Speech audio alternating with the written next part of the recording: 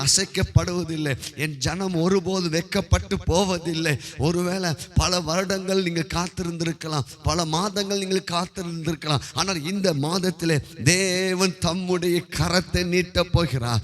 அவருடைய வல்லமையான கரம், அவருடைய அற்புதமான கரம் உங்களுக்கு சுகமாக்குற கரமாய் வெளிப்பட போகிறது. உங்களை ஆசீர்வதிக்கிற கரமாய் வெளிப்பட போகிறது.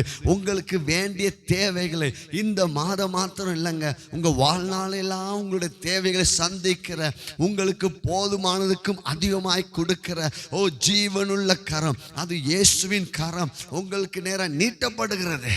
ஆமென். கர்த்தருடைய ஆசீர்வதிக்கிற கரத்தை நாம் இந்த மாதத்திலே நாம் உணரப் போகிறோம்.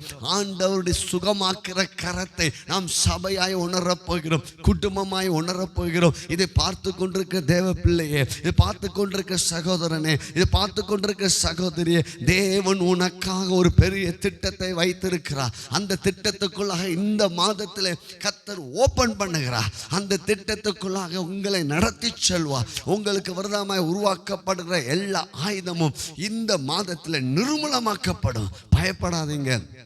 மரணம் பள்ளத்தாக்கில் நடந்தாலும் பொல்லாப்பு உங்களுக்கு நேரிடாது. காரணம் என்ன தெரியுமா?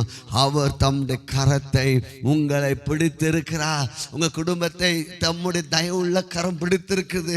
உங்க ஊழியத்தை அவர் நடத்துவார். உங்களுடைய எல்லா சூழ்நிலையும் மாற்றுகிற தேவ பிரசன்னம் வெளிப்பட போகிறது. இந்த மாதத்தில் ஒரு அற்புதத்துக்காக நீங்கள் எதிர்பாருங்கள். ஒரு பெரிய நன்மைக்காக எதிர்பார்த்து கொண்டிருங்கள். தேவன் பலத்த கிரியை செய்ய போகிற ஒரு மாதம். தேவன் தம்முடைய வல்லமையான அக்கினியை அனுப்ப போகிற மாதம். தேவன் தம்முடைய வல்லமையான ஒரு எழுப்புதலை உங்கள் வாழ்க்கையில, சபையில, குடும்பங்களுக்குள்ள, பிசினஸ்க்குள்ளாக ஒரு செழிப்பை உண்டாக்குற ஒரு மாதம்.